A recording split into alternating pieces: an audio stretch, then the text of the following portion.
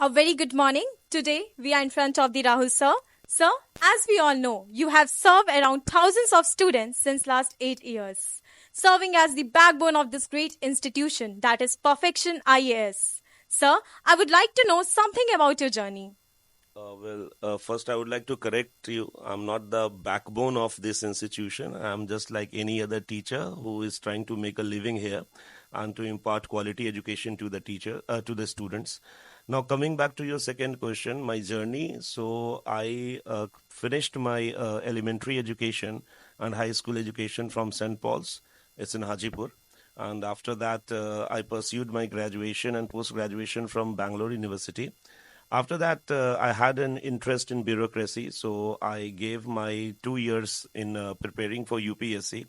And after that, once I realized that I'm very much comfortable with teaching, I pursued my teaching career. And I first started my teaching from Bangalore only.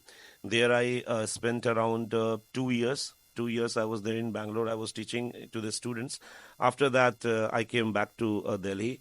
I taught in Delhi also for 1 year, and after that I came to Perfection. I had some issues at my home. Because of that, I had to return back to Bihar. And once when I came back to Bihar, I found this esteemed institution, and since then I have been a part of it. So really enlightened to hear your this struggling story.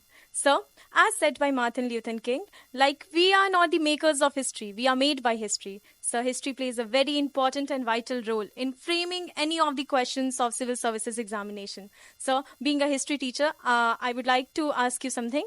So, how to access or attempt the history questions in order to qualify the examination? If you'll see, history is all about facts. Yes. History, we study in history the incidents that had already happened, right? And in order to understand history, you need to always find the links because one event is always interconnected with the other. The problem lies here is what is the traditional approach of studying history is that students out of a random they used to take out any chapters and they used to study it without knowing that what had happened before this event and what had happened after this event. So it's like if you'll approach like this to a particular subject, not only to history, to any other subject, without knowing its background, what had already happened, what are the concepts. So obviously, any subject will become boring to you. So first of all, I generally advise and suggest the students that in order to study history, always study from the beginning. Okay, and always try to find the parts which are interconnected with the other chapter. Once you get these missing links, that how one chapter is interconnected with the other, then the things become interesting, and then you don't have to memorize, for that matter, any subject. So that's what I suggest to all the students, that try to broaden your concepts, try to understand the events, try to understand the process. Don't mug up the fact, don't mug up the dates and all, because we have seen that traditionally, if you encounter to anyone, they will tell you that history is all about dates and events, but history is much more than that. To understand that, obviously you need to have an interest for that subject. And again, I'll suggest everyone to go through books. Notes are fine, but notes are for those students or for those people who have finished their books. So it's not like that you are new to the subject and you are hitting to the notes. Instead of it, first finish books, and books also standard books like NCRTs. And then if you want to go further, then you can pursue Bipan Chandra, Satish Chandra for medieval history, and then R.S. Sharma for ancient. Okay, sir.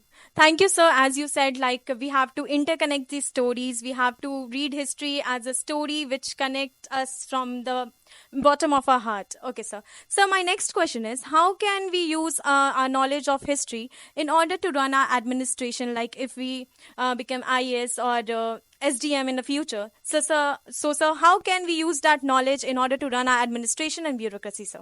See, administration is a part of society only. The bureaucrats operate in a society. Now, the thing about history is that, as I mentioned earlier, that history is basically facts. So if you will study history properly, you will try to understand the behavior of society, that how a society behaves, how its members, how the individuals react to a particular situation, what are the dynamics of power, how the power flows, what can happen after, like 1.5 years. Now, power and society, these are facts. If you live in any time period, you will find that there was a society and there was certain power structure. In contemporary period also, right now that we are living, here also we can see that we have a society and then also we have a power structure. So if you have a good understanding of history, basically you will able to predict the political journey, that how a particular political event will lead to another event. And so I think it's a way of awareness that a student of history gets while going through this subject. So obviously, if you are a good student of history, if your concepts are well brushed up, and then you are serving in bureaucracy, as compared to others, you will be able to understand the society in a much more better way, and you'll be able to deliver your services in that respect. So, as sir said, we will be able to cope up with any of the problems in the society by having a proper knowledge of history.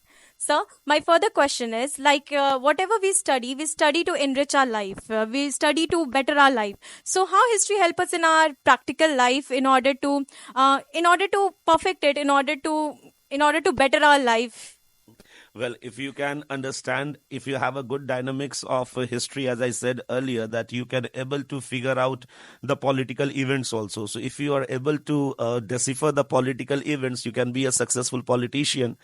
And likewise, if you are a bureaucrat also, and if you are able to figure out that how a society will react to a particular situation, then in that frame you can able to deliver your services. And if you're not a politician, not a bureaucrat also, you can turn out to be a teacher of history if you have a good understanding of history. And moreover, on a serious note, we can able to understand our society only when we are in a condition to appreciate, or we have a understanding of its past. Until and unless you don't know the past of a society or a past of an individual, you will not able to understand its present and future.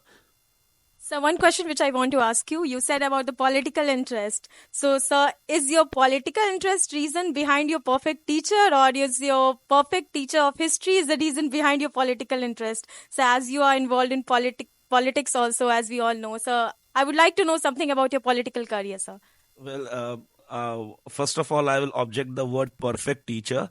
As I think that no teacher and no one is perfect. We all are students here. Life is an ever-ending learning exercise. So, yeah, I teach, and I try to teach to the best of my ability that God has given to me. And further, I always look at improving the things. Now, coming back to your second question about this political thing. So, yeah, I am involved with political activities. I'm an active and proud member of Lok Janshakti Party Ramvilas. I do follow Mr. Chirag Paswan ji. He is our respected leader. And that's it right now. Like, I'm some 1.5 years old to the politics. And yes, politics and history do connect. If you have a good understanding of history, as I said numerous times before also, you can able to be a fairly successful politician. Okay, sir. So, as we are learning towards our like artificial intelligence era we are entering, so sir, how we can use technology and multimedia in order to enhance our learning and comprehension, sir? See, artificial intelligence, no doubt, it's a revolutionary thing that has happened in this century.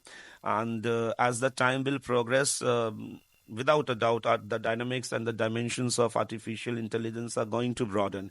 It will affect nearly each and every sphere of life. Likewise, history is also not an exception. Application of artificial intelligence in history do give us a valuable insights into the events. Like, I'll give you an example. Like, suppose if you are studying ancient history and you are studying Stone Age. Now, when we right now study Stone Age or prehistoric times, we just imagine the things that these things might have happened. But with the tools and kits of artificial intelligence, a student can able to basically visualize it, that how the ice age thing or how how the early man had, like arrived and they had gone. So no doubt artificial intelligence application in history will create an interest to further students to pursue the subject. It will also give a broader understanding and a clarification of lot of thoughts, lot of doubts that till now student only used to imagine the things. So artificial intelligence will make the subject crystal clear, and I do hope that artificial intelligence will attract lot of students, lot of people to learn history. So as we are seeing that before artificial intelligence also we are moving towards the era in which every student or every child is using their mobile phones in order to access any of the information. So sir, what do you think, like mobile phone is helpful for us, or smartphone is helpful for us, or it's just creating a devastating effect in our life, like it's exploiting our lives? How can you please represent your view in this? See, when we were kid, we used to hear an adage that science is a good servant with a bad master. Yes. The same thing applies with the smartphones or mobile phones also. You use or anyone use mobile phones for as long as their work is concerned. That suppose if you are surfing net, okay, so there should be a time limitations about it. You cannot go on surfing the internet throughout the day, or you cannot hamper your work for that matter. So I will say that use of mobile phones is revolutionary. The mobile phones without a doubt has progressed the society, but simultaneously, as you mentioned earlier, that it is taking a valuable time of a lot of people. Most of the people get stuck with the phones. So I would suggest that use technology, but use technology in a way that you want to use. Don't allow the technology don't allow the technology that it starts using you. It starts using your time. So everything is in limitation. It's fine. So I think it's up to an individual to decide that how many hours he or she needs to allocate with his or her mobile work. The rest of the time, do talk with people, do interact with your family, keep your time for social interaction also. So, sir, limited use of everything is good. Yeah. Like over misuse of something, like overuse of something can lead to the disaster, sir. Exactly. Okay, sir. So, sir, my next question is, what is the scope of civil service and its source with respect to Bihar and India, sir? See, Bihar has always been a seat for civil services. There is a culture in a Bihar where we glorify civil services, and without a doubt, civil services is a mean through which you can serve the society. I mean, there are a lot of ways through which you can serve your nation, but civil services is one of them.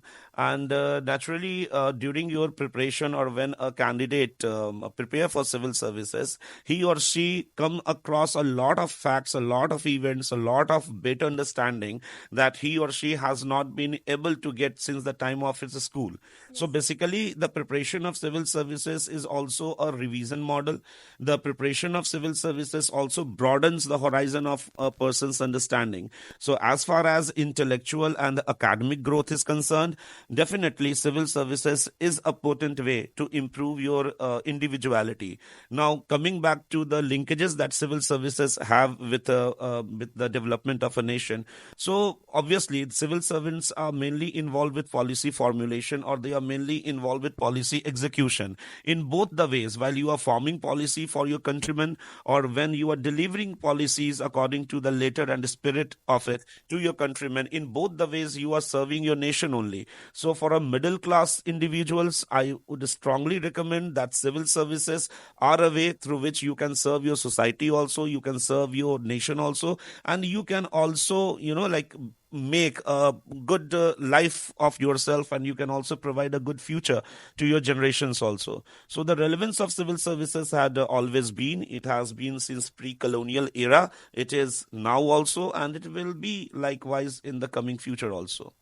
So as you said, like with the personally with the middle class people, sir, we middle class is having limited tendency of fighting, or limited tendency of sitting in any of the examination. So sir, like what would you like to say about failing in the examination and getting strength again, regaining strength again to sit in that same examination?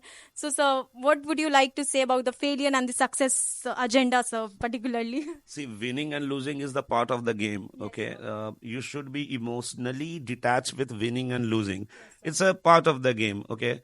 And again, the thing about is that if you are preparing for not for civil services, for any task in your life, always be honest to yourself that you failed because you could have performed better, or you failed because of your negligence. If you're failing because of your negligence and you don't have any honest intention of improving it, then you will keep failing and failing. At that respect, I would suggest anyone to leave that thing, because if you are not honest with the work, if suppose if you failed because you know that okay, there was a little thing that I can improve in other attempt also, if you have that honest intention with yourself, then I think failing is just a learning. Okay, so take your failures, if you're honest with your work, if you're honest about your intention, take failing as a learning exercise and try to build success on that learning curve. And if you are not honest with yourself, if you are doing anything just to for doing kind of thing, then I'll say that pursue certain things that is interesting to you.